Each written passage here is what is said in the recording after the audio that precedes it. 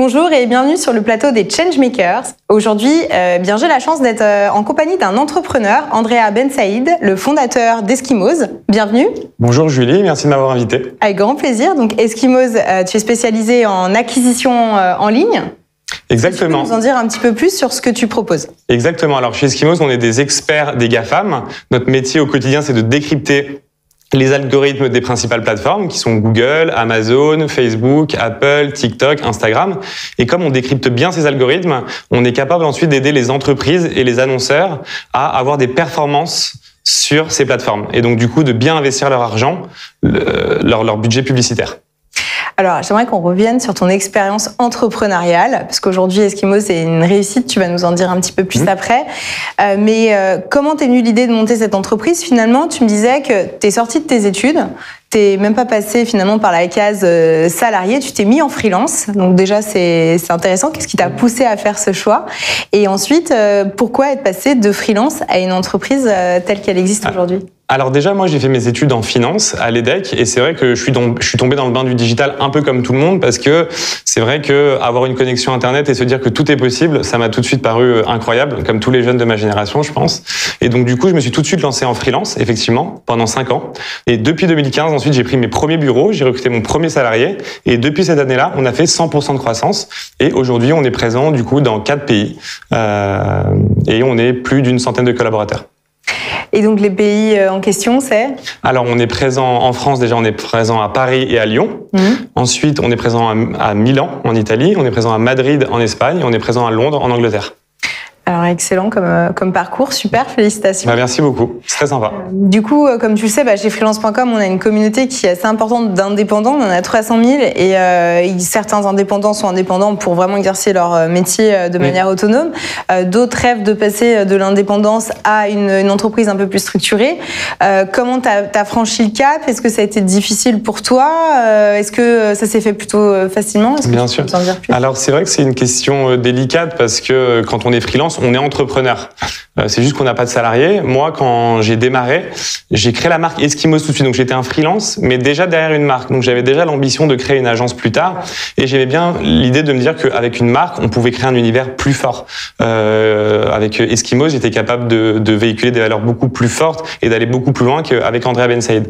Donc, déjà, peut-être que pour les freelances qui voudraient ensuite passer l'étape de l'entrepreneuriat après, c'est-à-dire recruter un premier salarié, je leur recommanderais peut-être de déjà se mettre derrière une marque. Je pense que déjà, il y a 2 choix qui se posent au démarrage. Alors, c'est vrai que, comme tu le dis, c'est 2 choix. Parce qu'on a des indépendants qui préfèrent travailler et à juste titre le personal branding. Bien sûr. Et ils incarnent leur propre marque et ça fonctionne aussi très bien. Mais effectivement, c'est pas dans le but d'embaucher, bien que parfois certains arrivent quand même à passer le cap aussi. Donc oui, parce qu'ils se développent tellement bien que finalement, ils ont besoin de commencer à recruter. Je pense que l'idée aussi, c'est de suivre le flow. C'est-à-dire que si à un moment donné, on a trop de clients, après, c'est un choix personnel. Est-ce qu'on a envie aussi de s'embêter à avoir une structure plus grosse? Quand on choisit d'être freelance, souvent, c'est quand même pour la liberté, pour aussi le lifestyle. Donc, est-ce qu'on a toujours envie d'avoir des salariés, des contraintes plus fortes quand on se lance en freelancing? Je suis pas sûr.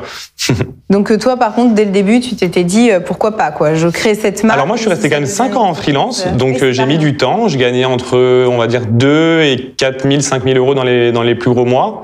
Et à un moment donné, moi, mon histoire est assez atypique. C'est juste que, en fait, j'en pouvais plus travailler de chez moi. Je pense que c'est un problème que beaucoup de freelances rencontrent. À un moment donné, on voit personne. Il n'y a pas d'émulation. Moi, ça m'a gêné au bout d'un moment d'être tout seul chez moi. Et puis c'est vrai que j'ai manqué de structure un petit peu, des petites anecdotes. Je restais en jogging dans l'appartement.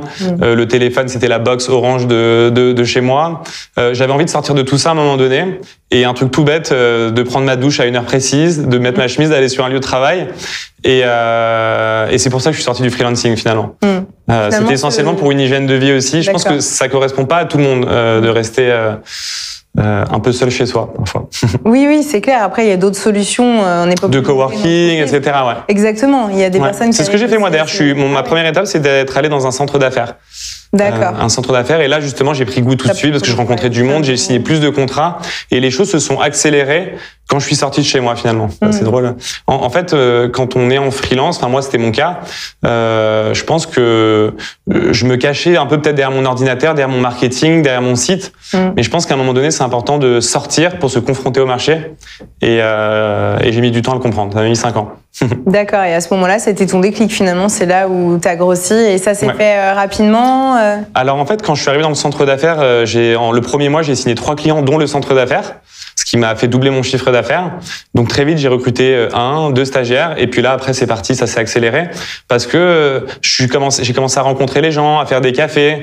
Je suis vraiment sorti de chez moi dans tous les sens du terme pour rencontrer les gens, pour faire du networking.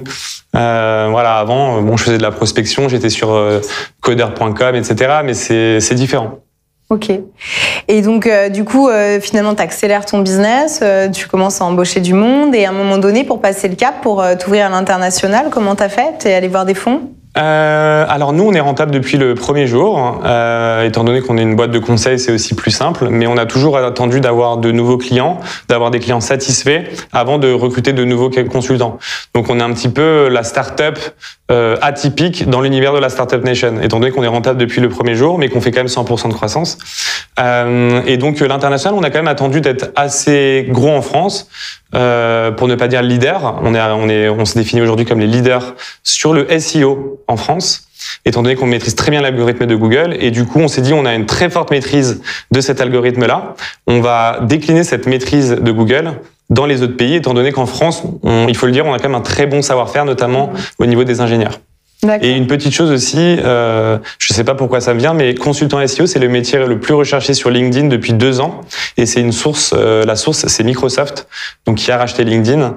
Donc c'est une source plutôt sûre. Donc c'est consultant SEO, c'est un métier qui est plus demandé que développeur web aujourd'hui en France.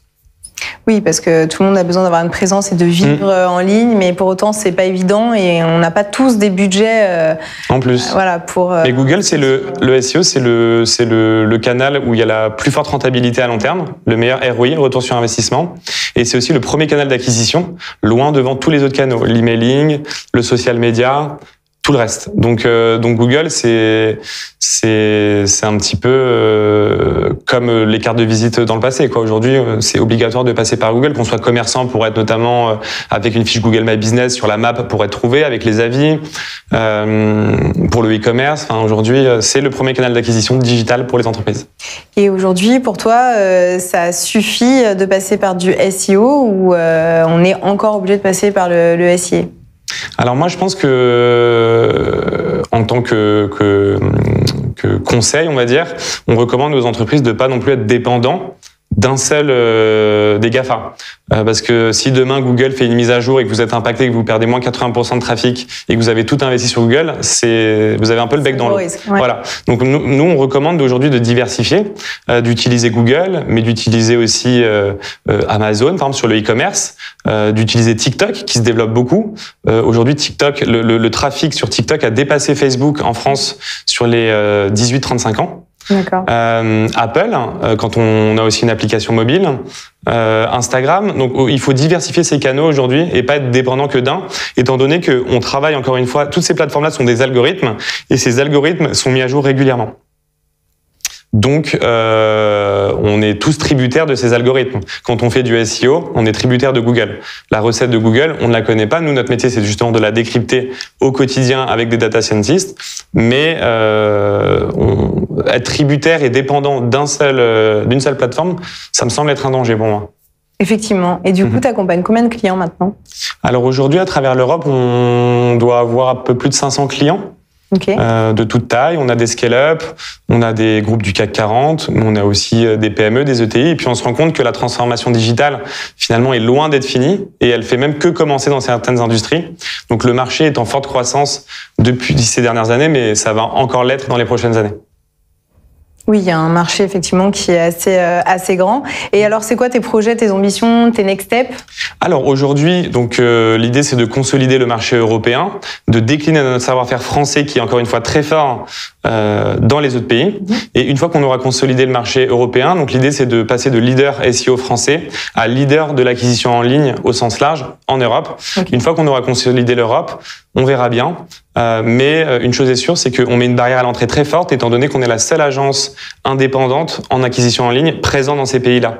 Donc, si une entreprise française, par exemple, veut mettre avec un seul prestataire déployer une stratégie d'acquisition en ligne globale en Europe, finalement, on serait la seule agence indépendante qui pourrait le faire. Alors après, il y a les grosses agences, mais ces grosses agences-là sont pas encore très très bonnes sur nos métiers qui sont encore experts. Ils sont encore bons sur des métiers voilà, comme quand ils font des campagnes télé, etc., qui sont des budgets beaucoup plus gros. Et donc, du coup, ils ont des équipes très réduites sur nos métiers. Donc, finalement, on a une force de frappe plus forte que ces boîtes qui sont valorisées déjà à plusieurs milliards. Vous avez une spécialité qui vous permet aujourd'hui d'être leader en France et on le souhaite du coup demain en Europe. J'espère aussi, merci beaucoup. Merci en tout cas pour cette interview et toutes ces infos. Avec grand plaisir. Est-ce que tu veux ajouter quelque chose, une actu ou... Ouais, alors on a une petite actu. Chaque année, on lance un bootcamp SEO où en fait, on forme 20 personnes qui sont parfois en reconversion, qui veulent se spécialiser sur le SEO étant donné que c'est le métier le plus recherché. Okay. Et donc chaque année, on forme 20 personnes. C'est au mois d'octobre, ça dure 2 mois. Et on fait CDI ou remboursé, c'est-à-dire que les 20 élèves qui font ce bootcamp sont assurés d'avoir un CDI, sinon on leur rembourse la formation. Et pour l'instant, on n'a remboursé personne, donc c'est que ça fonctionne bien. Donc peut-être qu'il y a des freelances aujourd'hui qui nous écoutent, qui auront envie de peut-être participer à cette formation. Ouais, et ben écoute, c'est une super actu, un bon call to action pour les freelances qui nous écoutent. Merci à toi. Et merci puis, Julie. Pour tous ceux qui nous écoutent, n'hésitez pas à retrouver l'ensemble de nos interviews de Changemakers sur YouTube, sur freelance.com et sur toutes les bonnes plateformes en podcast. À bientôt.